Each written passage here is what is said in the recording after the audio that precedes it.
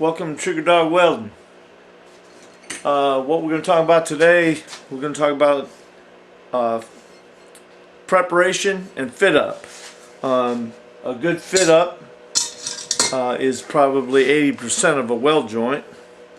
If you don't have a good fit up, you're going to be fighting the weld to get it in, or you're going to have problems, you're going to have blowouts, whatever. We're trying to prevent that, especially if you're going to take a test. You want to pass the test. Okay, the first thing we'll talk about is cutting the piece and prepping it, right? So we've got a piece here, and you can see it was cut with a track torch. We've got it already prepped. We've got both pieces done. So you can see they still have carbonization on them. That all has to be cleaned off. They say you should take off 3/32. You know, I take off a 1/16 or so. Make sure it's good sound metal, good clean metal. And that's what we're going to do. You also want to clean it back from the bevel and back from the landing. Okay? You want to make sure it's cleaned metal. Okay? Cleaned off, no mill scale, no carbonization from the torch, and cleaned on both sides. We're talking about doing an open root test. Okay, here is already cleaned up, and you can see it's mill scale's gone, carbonization's gone off the bevel. It's cleaned up, right? Okay, so what we're doing is we're going to prep these. This one right here, you can see, is a sharp point. So you're going to prep them according to what you're going to weld. If you're going to do TIG weld, you're going to prep it one way. If you're going to do stick welding, you're going to do another way. We're going to talk about stick right now, okay? The old saying was you fit these up nickel nickel. That was, a nickel was about 1/8 of an inch thick. So they said an 1/8 inch landing, 1/8 inch gap. Okay, what we're going to do, we're going to do a 332 landing, 332 gap. And that's just the way I like it. Go to take a test, you want every opportunity to pass. You don't want any obstacles in your way, like a bad fit up or dirt or mill scale or carbonization. So get rid of all the problems and do it right the first time. Okay, so we get, again, we don't have any landing on this, okay? So what we're going to do is we're going to put a landing on it. Okay, so we've cleaned up this metal, both the root side and the face side. We've cleaned off all the carbonization from the torch cut, and we're left with a nice sharp edge. Now what we want to do is we want to put a landing on here that's going to be consistent. It has to be the same measurement all the way down. If this bevel is cut correctly and consistent, then if we take metal off of the end of it, or the point, it should go down evenly, and it should be the same width all the way down. Okay, that's what we've done to this piece. We've got it even all the way down, and you can see that it's 3/32. And what I do is I use a metal gauge for the thickness, and you can see it right there. It's probably a little light of 332. There's 1/8. You can see it wiggles on that. So I'm going to make it about 3/32. That's the way I like it. But here's what we're going to do. We're going to file it on there. We're not using a grinder. We're not going to get crazy and throw stuff all over the place. Remember, we're trying to pass the test. Alright, so what we're going to do is we're going to put the bevel going away from the direction that we're going to cut. We're cutting with the file from here all the way to the end. We're not going to be going back and forth. What that does is it breaks the tips off of your cutting edges of the file. You don't want to do that. One direction all the way across, okay? And then that way it's cutting the same amount from one end to the other, and it should go down evenly. And we should be able to gauge it as we go along with the gauge and get it to where we want it, and it should be even all the way across, and it should be consistent. So what I'm going to do is I'm going to go away from the root side of the plate. That way I don't leave any fingernail there that has to be cut off. And every time you have to cut it off, you're taking a little metal off that edge and you're going to end up rolling that edge. So you're going to try to keep that down as much as you can.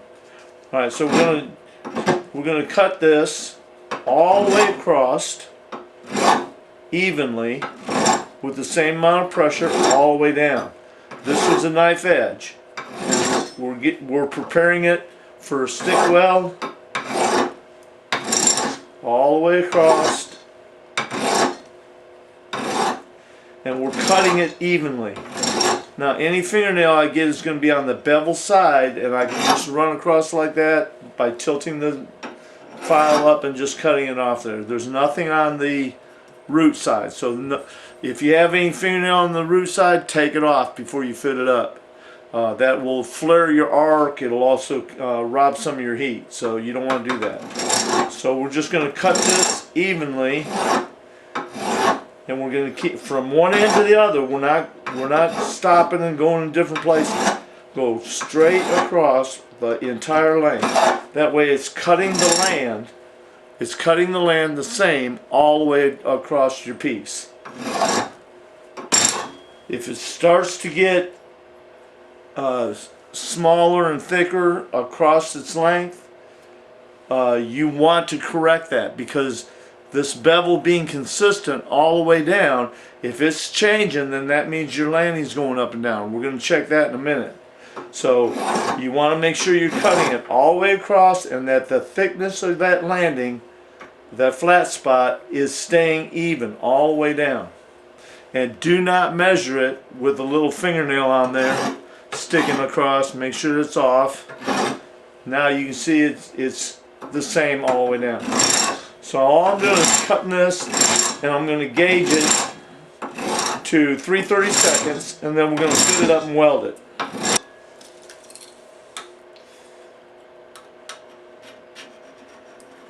Pretty close, a little bit under 3/32. All the way across.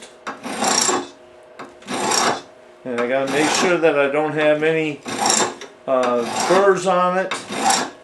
No burrs, because I'm filing away from the root side, so I don't have to keep trying to clean it off and getting it rolled up. There's a little bit on there, but that's the bevel side, and clean it up. Okay, we're going to check it again. Yeah, that's pretty close. Not bad. I'll give it a few more because it's a little bit less than 3/32. We're going to adjust our heat accordingly. But what I'm doing is make sure you know I'm going all the way across. I'm keeping my landing the same all the way across. So now to check that, to make sure we've done it right, we're going to hold it against another piece. Let's make sure what we got is what we want. It's a little bit under 3/32. We're probably good. So, to verify that we haven't changed this from being flat by cutting the land into it, you can see the landing is pretty good. It's pretty even all the way down. It hasn't changed, okay, in thickness. So to make sure our piece is flat, we're going to place it on top of the other one, and light on the background, we're going to see if any light comes through. And we can see it's laying pretty flat. Now we'll check the other one that we did. Lay it on that piece, and we know it's flat. And we got a very small gap in this one. Very small gap, and you know what? I can live with that.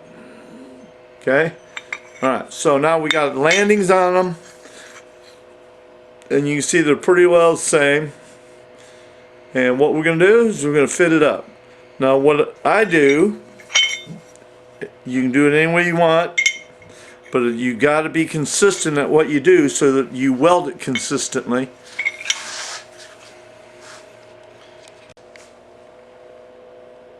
Okay, so we've got our pieces cleaned up.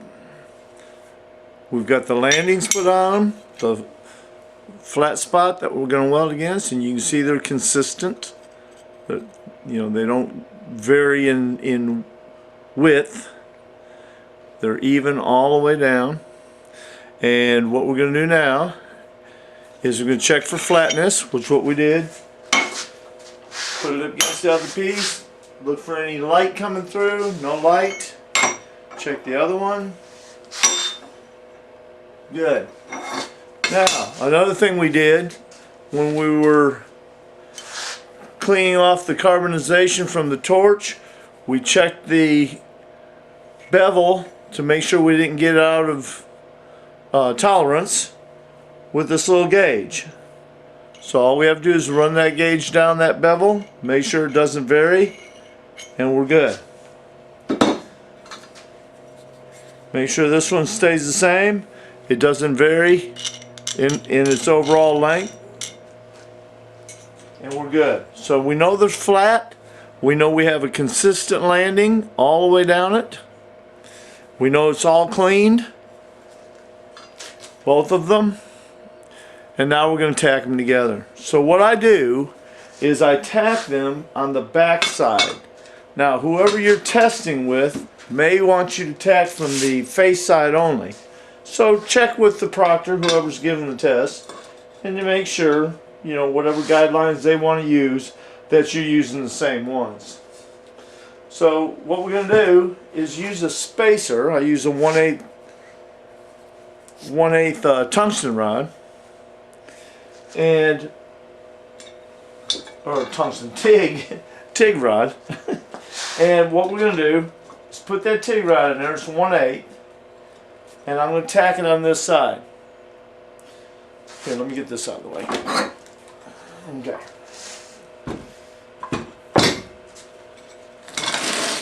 Alright, so I got a 1/8 TIG rod in there, and my jig is flat.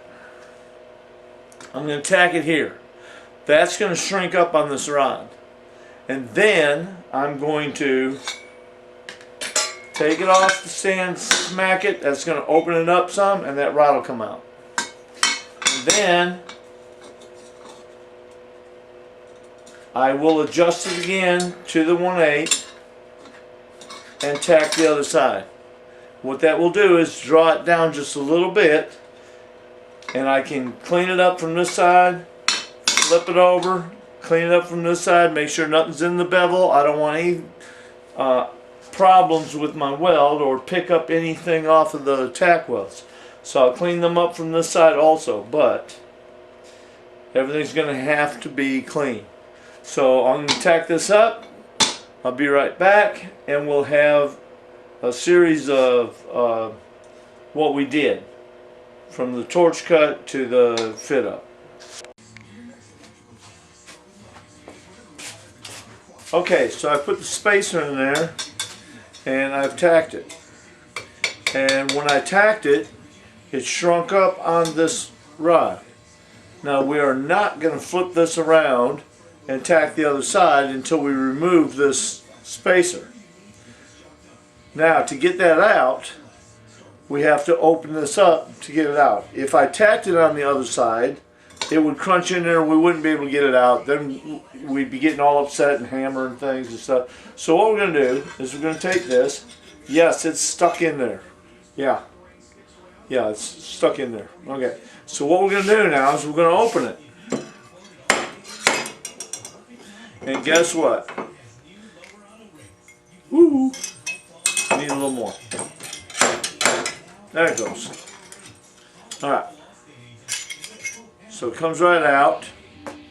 All gone. Now what we're going to do is we're going to stick this in there, and we're going to put the gauge in here again.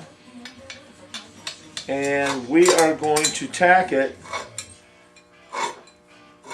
right there so it will now shrink up again. But before we do that, we already checked this side and made sure it was flush.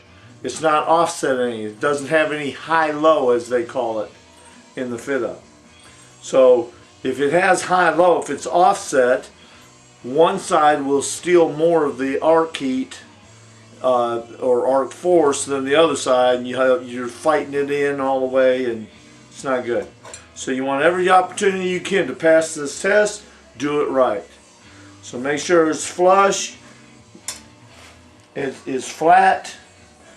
This is not flat, so we're going to fix it.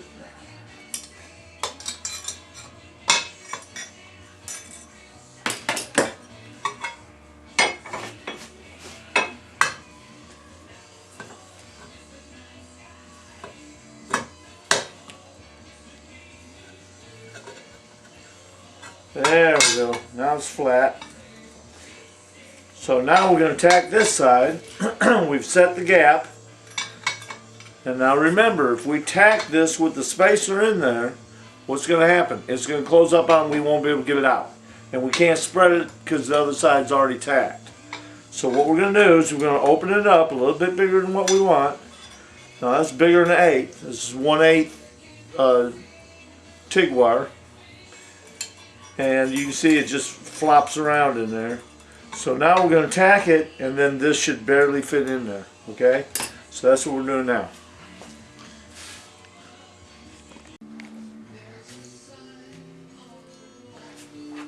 Okay, got it all fit up, got it all tacked up. We have a 332 landing on it. This is 1/8 tungsten. You can see we've got a 1/8 gap in it or more. We're going to weld this, and we're going to video it so you can see it. But I've got all the tacks feathered, cleaned up. We're not going to clean up the back till we get the root in. So we're going to start on the larger tack, and we're going to come down into the hole and take off to the smaller tack. What we're going to do is we're going to weld this about 72, 73 amps. And I'll video the root and the cap side, the fill side and the root side. And if something goes wrong, we'll have it. We ain't scared. Alright, here we go.